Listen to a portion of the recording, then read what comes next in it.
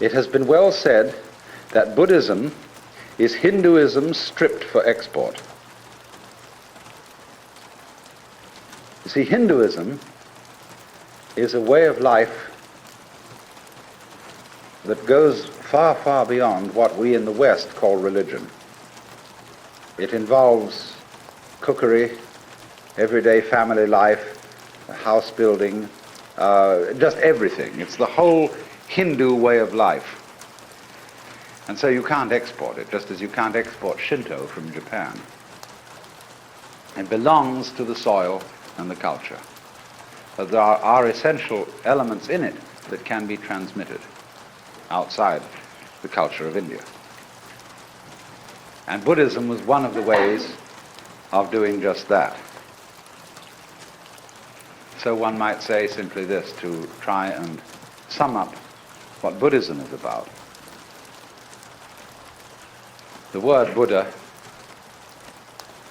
is derived from the root Bud in Sanskrit, B-U-D-H, which means to be awake. So the Buddha is the awakened man, the man who woke up. What does he wake up from? Obviously a dream. And what kind of a dream is this? Well, I would call it a state of hypnosis. And this state of hypnosis, although I'm using hypnosis in a rather archaic sense of the word, is a state of being entranced, spellbound, fascinated, and this is called in Sanskrit avidya. A-V-I-D-Y-A. Vidya is knowledge in Sanskrit, and it is the root from which we get videre in Latin, to see, and so vision in English. So putting the A in front of it means non. Avidya, not seeing, ignorance, ignorance, where you see but you ignore everything that you're not looking at. When you put the beak of a chicken on a white chalk line, and the chicken is fascinated with that and can't get away from the chalk line, that's avidya.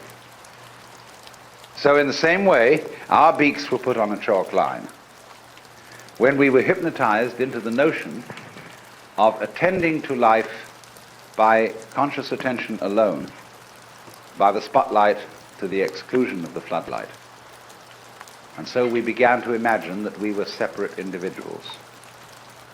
What is called in Buddhism Sakkaya Drishti, the view of separateness. And a Buddha is one who has overcome that. He is awakened from that illusion, from that state of hypnosis, and he knows that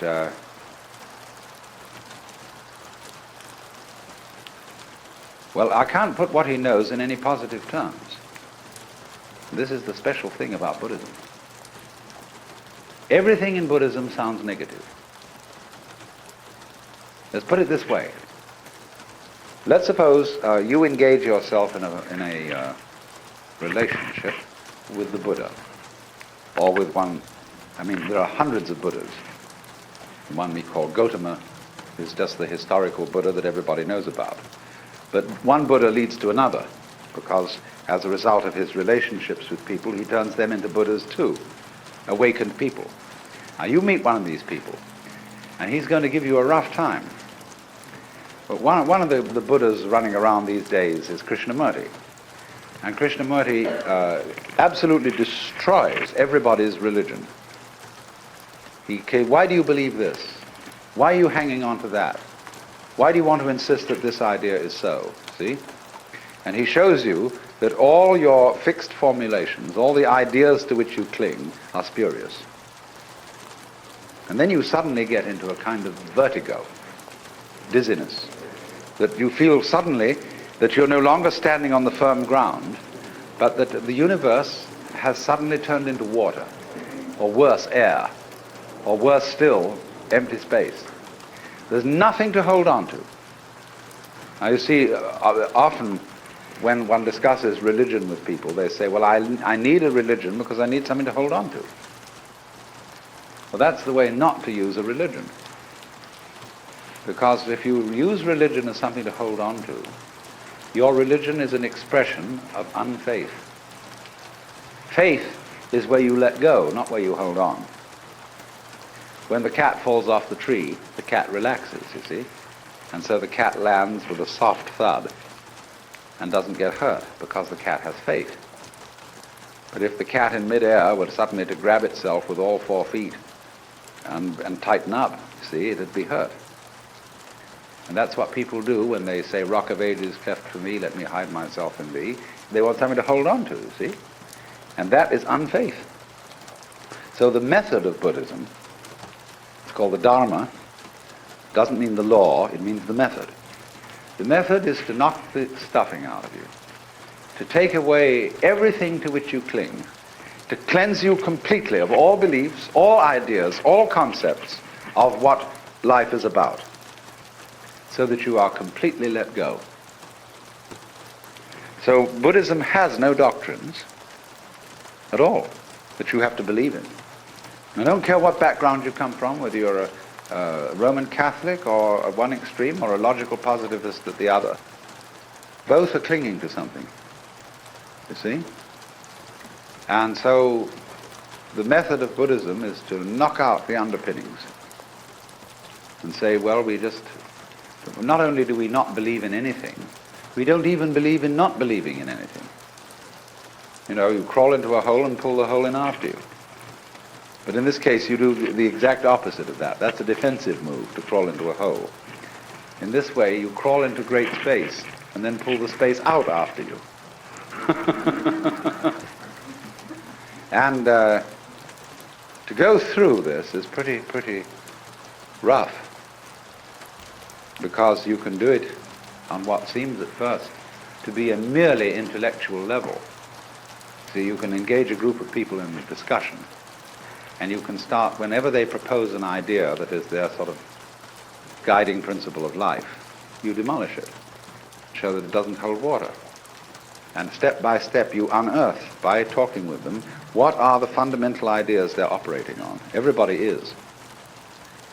Everybody is a philosopher. Everybody has metaphysics, although they may not know what it is, because they've never examined it. But by this method you bring it out, and you demolish it. And this suddenly, what seemed like a very nice intellectual discussion, turns into sheer murder. People get really anxious. They develop all the trembles and the symptoms of extreme anxiety. And so they finally say to the guru, the teacher, well, heaven's sakes, what do you believe in? He says, I'm not proposing anything. I didn't set anything up. Well, how do you navigate? How do you exist? This is what's the problem.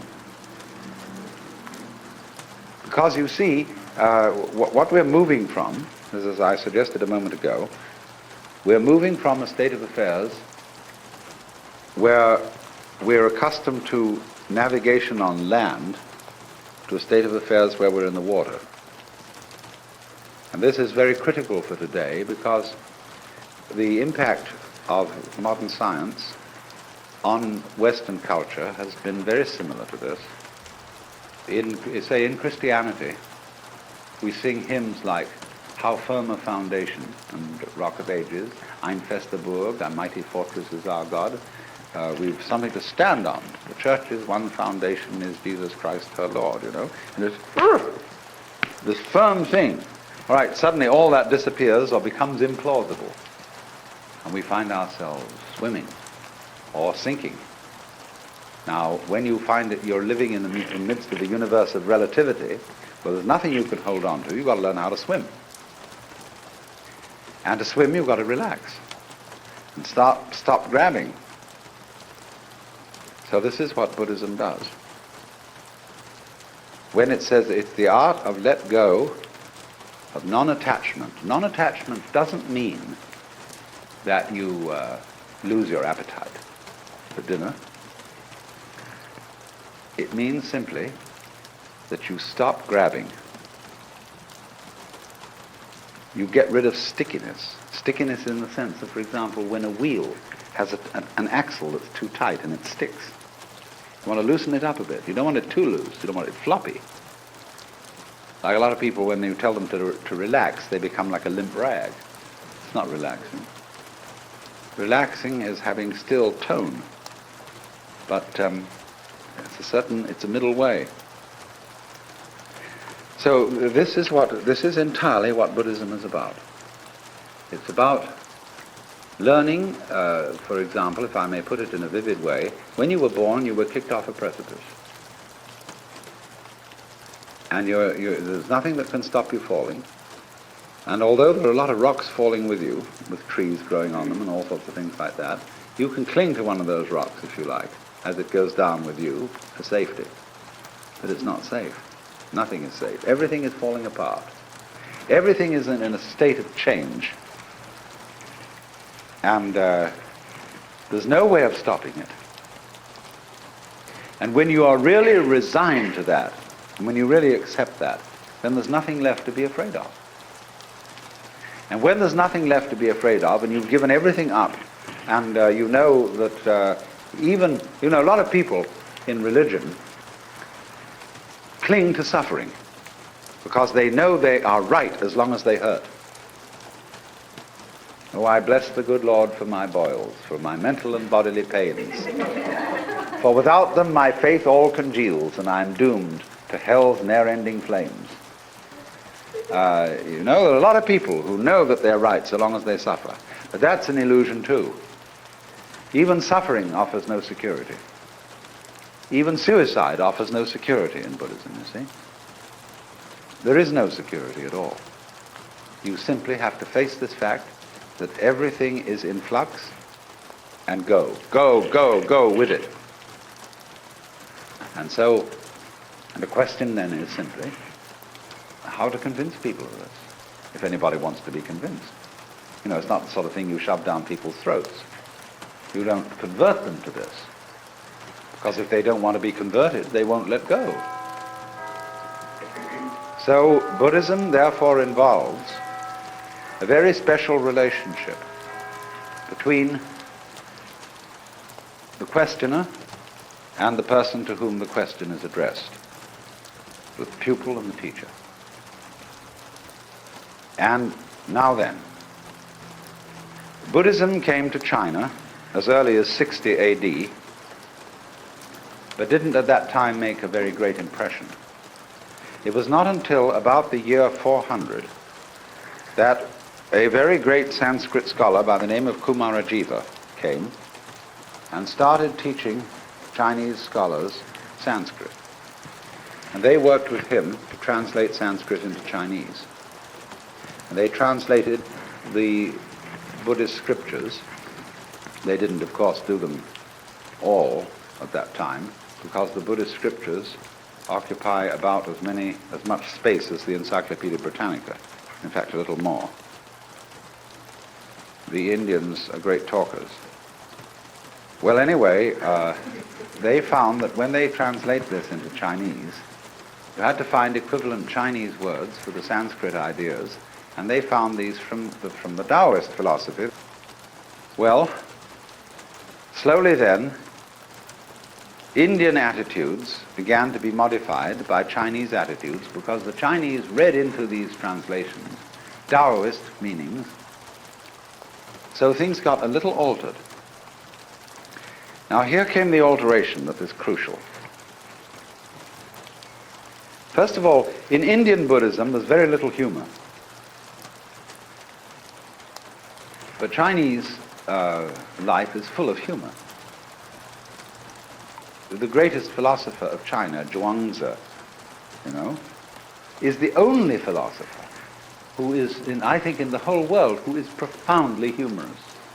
There's a book in the modern library, published by Random House, called The Wisdom of Lao Tzu. And this is translated by Lin Yutang, and he includes, along with the translation of Lao Tzu, huge sections of Zhuangzi. And this is absolutely fascinating because of the humor of it. Indian Buddhism had very little humor. Some, yes, but very little. Next, it was all tied up with celibacy, which to the Chinese was absolutely incomprehensible. Because Chinese civilization is rigged around the family to a far greater extent than ours is, which is saying something. And they just couldn't see any point or any wisdom in celibacy. When Buddhism came to China, it still retained a certain element of celibacy, but for different reasons than Hindu. The Chinese way of celibacy is not that sex is naughty, but it's terribly convenient not to have a wife.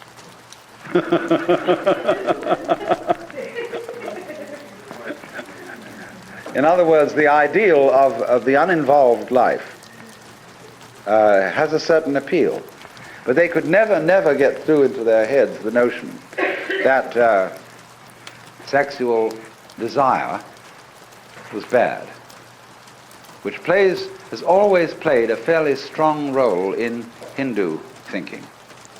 Not in the same way as it has in the West. The Hindus don't have a guilt take on it, but they think that it dissipates your spiritual energies. And you see, in yoga, they envisage the idea that at the base of the spine there is what is called the kundalini, the serpent power, or the force of psychic energy. And so long as it remains at the base of the spine, this force is dissipated in sexuality. Now, yoga is to suck this thing up the spine and get it into the head.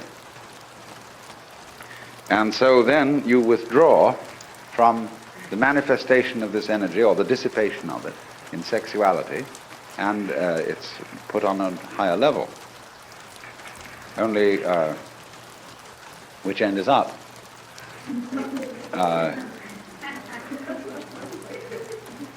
You can do it the other way too. They have what's called the right-hand way of doing it and the left-hand way of doing it. I'm not going to go into that now. But the Chinese didn't see it that way. They couldn't see that it was a dissipation of energy.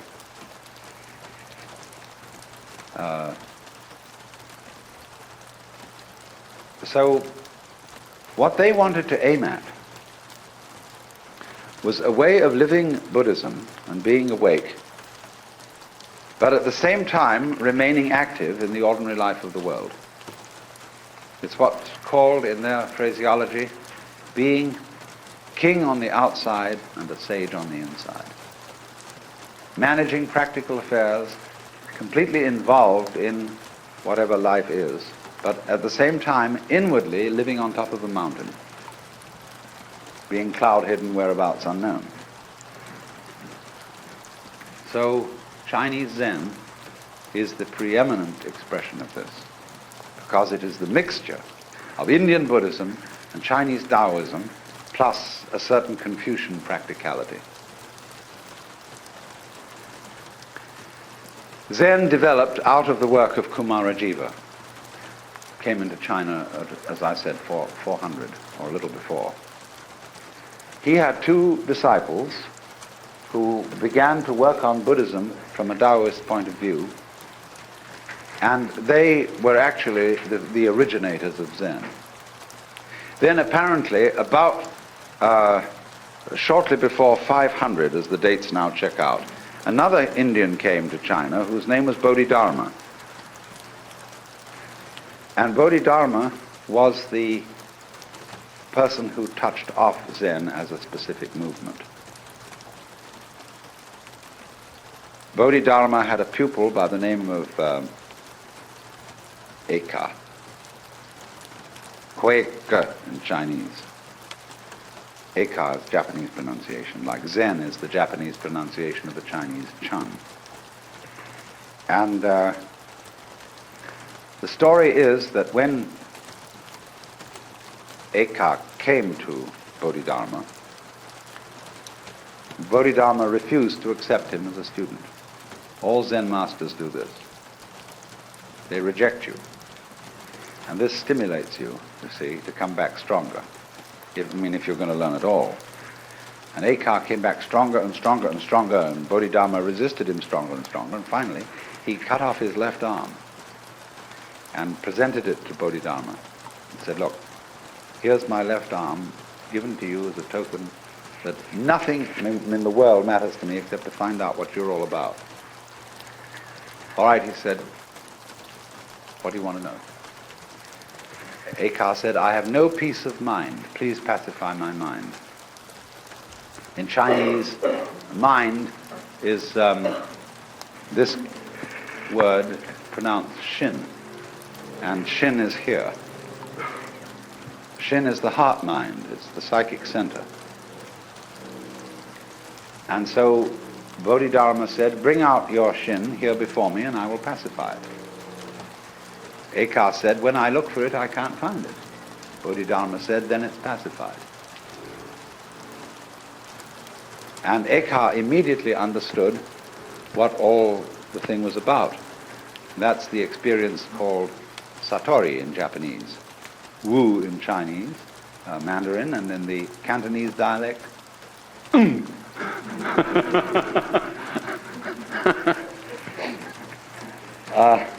it's just what we call in our modern psychological jargon the aha phenomenon. The aha phenomenon. Aha! Now I see. Well, now, what was all this? This Zen is a translation of the Sanskrit word jhana. And so this is being pronounced Chan in Chinese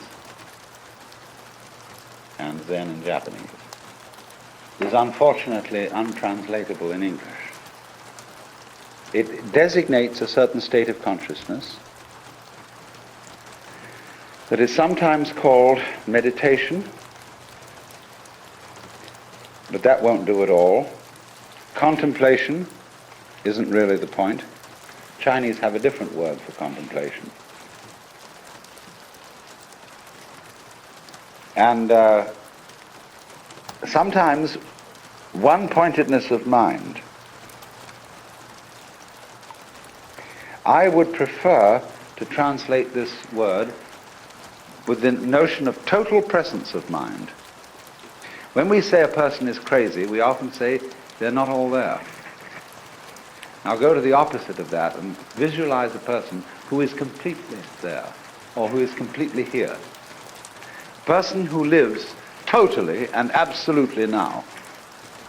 That doesn't mean he's incapable of thinking about the past or the future, because thoughts about the past and about the future are included in the present. You have them now. But imagine the kind of person who is not distracted, who when he talks to you, it really gives you his whole being, who doesn't, as it were, look over your shoulder and wander off to something else. Somebody who, first of all, he's completely here, and he's so much here that you can't phase him. Now this idea of phasing is crucial in Zen. You see, I referred a moment ago to attachment, that Buddhism is living free from attachments. And I made the point that this is not abandoning a sense of a good appetite for dinner, but it's stopping sticking. In psychological jargon, you don't block. A mind of no hesitation, it's sometimes called. In Chinese, the phrase mo zhi chu is used, of going straight ahead. So supposing somebody walks up to you on the street and says, "Are you saved?"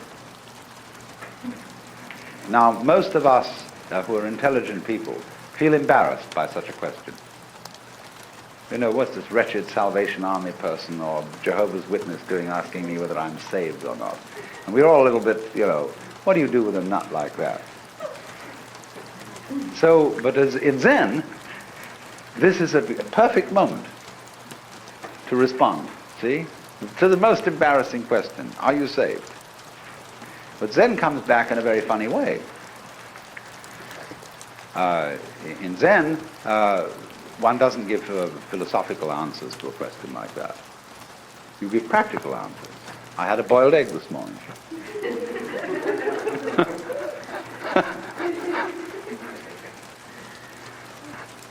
Because whenever you are asked about matters sacred, theoretical and philosophical, you answer in terms of things earthy and practical. But then on the other hand, when you are asked about things earthy and practical, you answer in terms of things religious and philosophical. Is dinner ready? You know? Who's asking this question? Who are you? So, this is then the flavor of Zen, is, you know, Bodhidharma is supposed to have meditated so long that his legs fell off. And he's usually drawn this way, something like this anyway.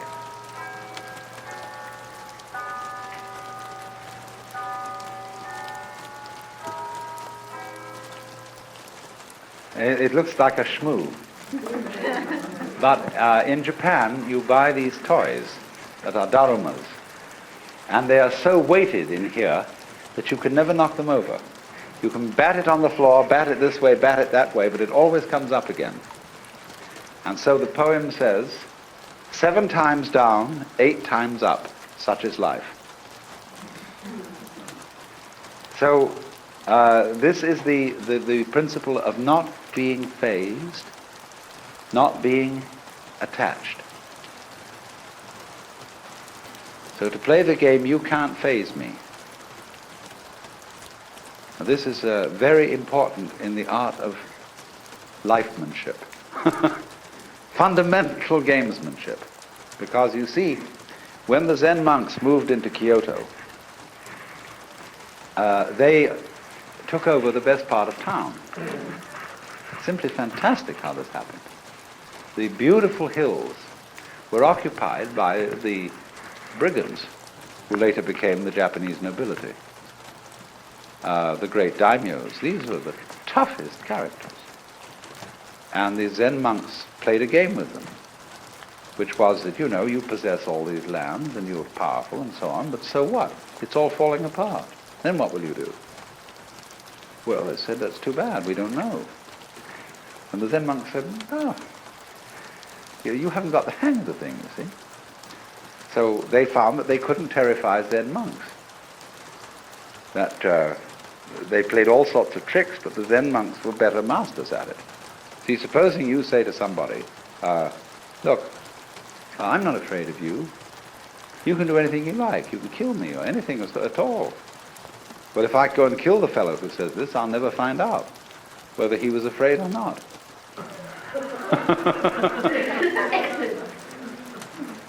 So they outfaced these people and said, we have a secret, you see, that you don't have.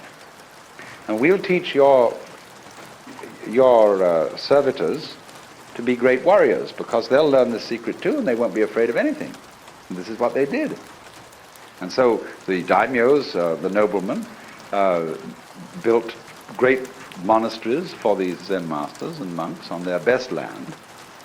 The finest artists of Japan made gold leaf screens for almost every room in the place. And although nobody owns anything individually, the community owns it collectively with the protection of the daimyos. And they had a tremendous scene going. Now, to us that sounds extremely weird, even immoral. You don't expect religious people to do things like that. No, I know you don't. If the religious people are self-righteous and have no humor. But these people didn't go around pretending that they were specially good. They didn't dupe themselves. They were people who understood what human nature is. That in every one of us there is an element of irreducible rascality. In Jewish theology, this is called the Yetzer Hara. Yezerhara. the Yetzer Hara, the element of irreducible rascality, which was created by God, because God has one too. And that's why when you are really affectionate with somebody else, when, for example, men, I don't know what women do in their private lives between each other, but men, as we all know, say to someone they're very fond of, "Why, you old bastard." You know? Just like that, you know, there's a certain way of saying to a person, there's a certain glint of recognition. And so there's a Zen poem which says, when two Zen masters meet each other on the road, they need no introduction. When a thief meets a thief, they recognize each other instantly.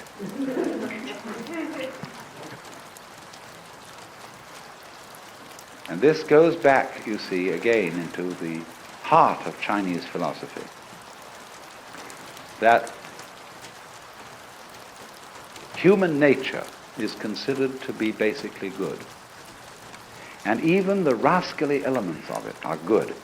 They are the sort of salt in the human stew. There has to be this little thing, that human passions, and that the natural contentiousness and greed or whatever that we have is an essential element in our makeup. And that when people lose sight of that, they go mad. Nothing, for example, is more dangerous than a saint. That is to say, an unconscious saint who thinks that he is right and who endeavors to live an absolutely pure life and to eliminate all selfish thoughts. Somebody who undertakes that task is going to be a menace to all around, because he loses his humor. He loses his real humility, which is knowing that after all, since we're humans, we have certain needs. We need to eat, we need sex, we need this, that, and the other. And this sort of has a quality of humor to it. And so this is why in Zen art, the sages are always drawn to look a little bit like bums.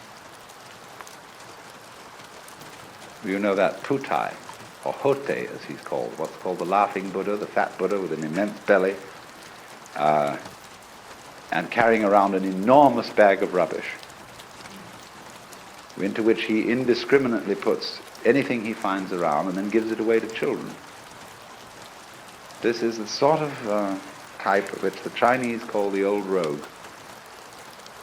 And the old rogue, as a type of this poet, sage, monk, and scholar, you see, is greatly admired. He's the non-violent brigand, the rolling stone, the free man, or in our words, the joker. The joker, you see, is the card that can play any role in the pack. So then, Zen developed in China after Bodhidharma's time and came to a sort of golden age in the Tang and Sung dynasties. The golden age of Zen lies between 713 AD and approximately 1100, 1200, 11 to 1200. That's the great creative period in which all the marvelous masters emerged and during which Zen exercised a profound influence on the development of Chinese poetry and painting, calligraphy and scholarship.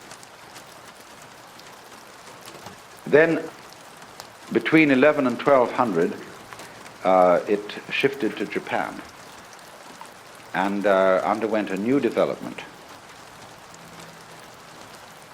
rather different in quality and in tone. And after it had done that for some curious reason, but it's a very complicated historical question, it slowly faded away in China. So that as we find it today, it is principally a Japanese phenomenon, and it is slowly fading in Japan and slowly growing in the West. It's a very funny thing. Now then, let me indicate what Zen training, what its method is. How does it work?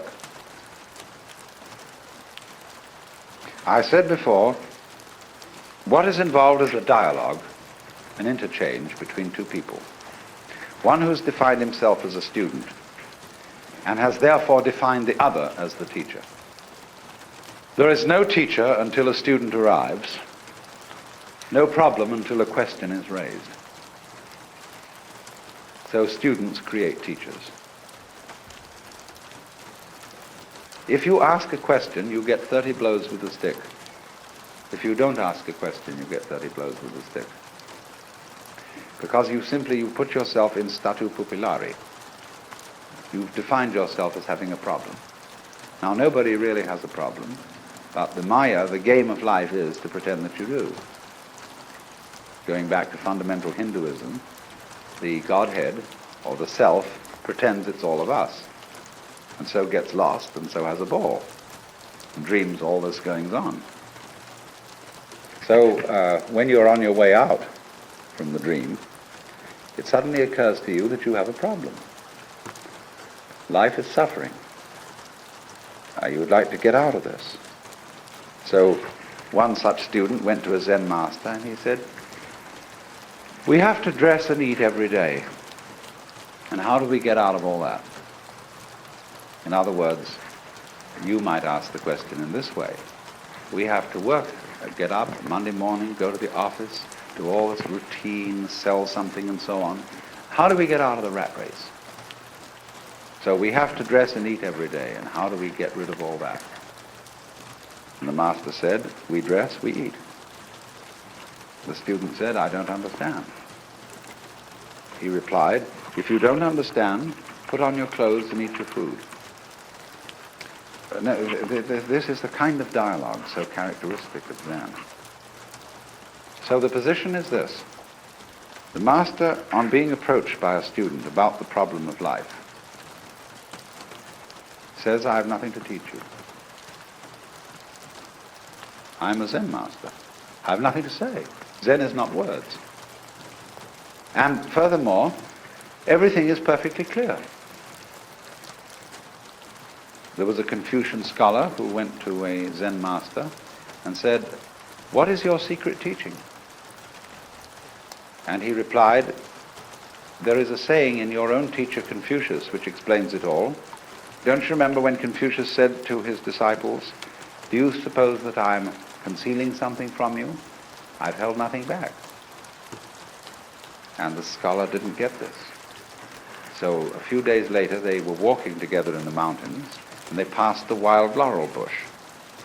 And the Zen master said to the Confucian scholar, do you smell it? He said, yes. He said, you see, I'm holding nothing back. So the position of the Zen master is, there is nothing to tell you. There is no, we're not offering you any panacea, any solution, any doctrine, any big goodie to the problem of life. Because the problem is an illusion. Well, then the student under these circumstances thinks, well, this is some sort of a come-on. He's testing my sincerity. And of course the nothing which he has to teach is the mystery of the great void. See? He doesn't take it as meaning just plain old ordinary nothing, but the great void. And so he persists. And the teacher makes him persist until he gets way out on a limb. He has to persist so much that he practically dedicates his life, saying, just as the way Huika symbolically cut off his arm. The student is put in the position of dedicating his life to solving this thing and getting what that teacher has. And of course there wasn't anything all along, but he's been put in that position. So then, once he's in statu pupillari, once he becomes a student, he's put through all kinds of hoops. They make him learn to meditate, to sit cross-legged, practice zazen, And then they also add to the trouble by asking impossible questions, which are called koan. And these questions are palpably absurd. What they're saying, essentially, at least the elementary koans are all concerned with this, are requests for behavior on the part of the student that will be perfectly genuine. In other words, show me who you are. Now, wait a minute, I don't want to see any social definition of you. I don't want to know your name, your address, who your parents were. I want to see the absolutely authentic you. It's like existentialists talk about authentic being. Or it might be in the same way a confessor, father confessor in a Christian sense would say. Now, give me a really good confession. What is the thing, bad thing you've really done? And you confess to him adulteries and murders and thefts and sacrilege and blasphemies and cussing and so on. And he says, oh, no, come off it. Those are only trivial sins. Come on now, what is the really awful thing you've done? Oh, what me? This is the backwards way of doing exactly the same thing as Zen Master is doing, saying, who are you really? Are you anybody? Is anybody home? Have you got anything? And they do things like making you shout. See, this word is a very important word in Zen. Nothing. Mu. It's represented by the empty circle. The word mu in Japanese. So they say, now say it. Say mu. Mu! You know, with all your guts going into it. They say, no. You don't know how to say that. Come on, that's feeble. That's nothing. Let's really say it. They have every kind of trick like that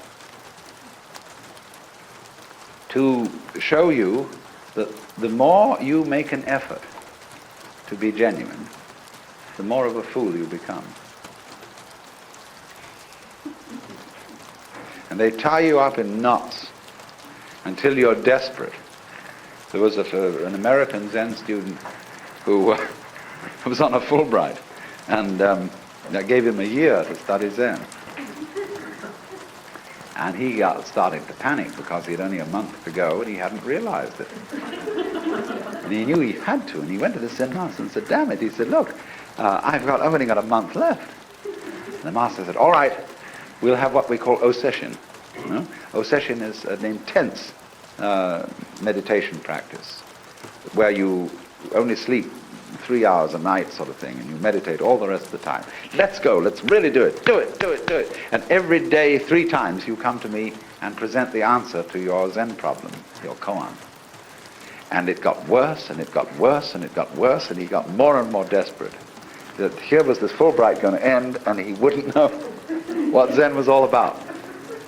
Well, practically on the last day, he suddenly saw there was nothing to see.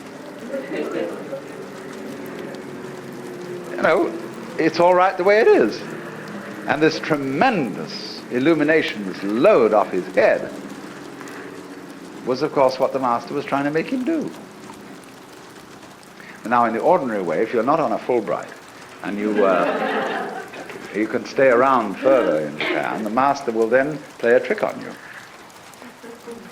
He'll say, oh, now that's wonderful. You got your foot in at the gate. You realize there's nothing to realize. You realize the void. There's nothing to cling to, you see. There are no barriers, no blocks in any direction. It's all transparent. But that is just the beginning. And it's all a necessity now for you to discipline yourself much harder, to make great efforts, really to get through. So, what are you going to do about that? The student may say, well, I don't know. I've had enough. I think I've realized what it's all about. And he goes away. Sometime later, he begins to worry. Because, you see, the great emotional relief of this insight begins to wear off. And life begins to look ordinary again. And then he thought, maybe I did miss something. And that was a very good master I went to. and I'd better go back. So back he goes. And the teacher comes on very, very tough and says, you're no good. You didn't stick with it. Why should I take you back? Oh, Master, I'm so sorry. I didn't realize I was young and inexperienced, and now I've come to my senses. So the teacher finally says, all right, you're on probation. So again, he starts another koan. And this one comes in from a completely different point of view. And he's got others that come from this way, and from this way, and from this way, and from this way. And the point is always, so long as I can beguile you as teacher into thinking there's something you can get, you need to study with me. When I can no longer fool you into thinking that there's something to get out of life, you'll know that you're life. You don't get something out of it, you're it. But so long as you can be phased and you can be taken in by the teacher, you need a teacher. So in the end, when the student no longer needs a teacher, and he sees that this old boy has fooled him the whole way through, he says at the same time, profound respect, and you wonderful rascal.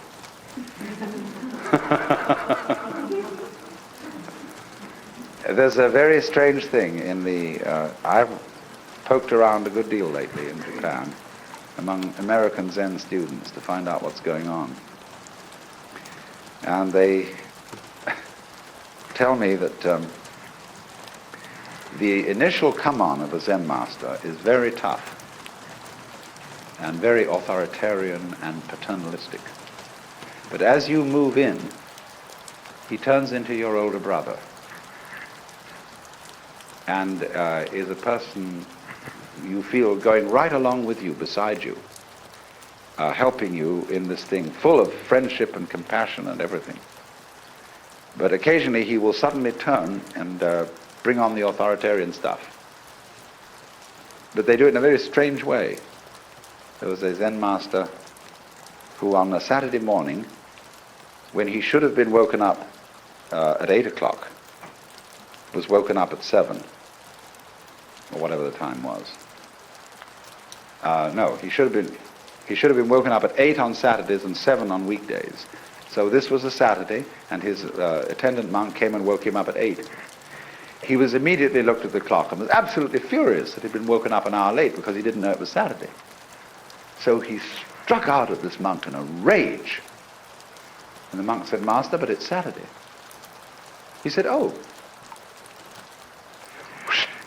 Anger disappeared, absolutely serene, no apologies.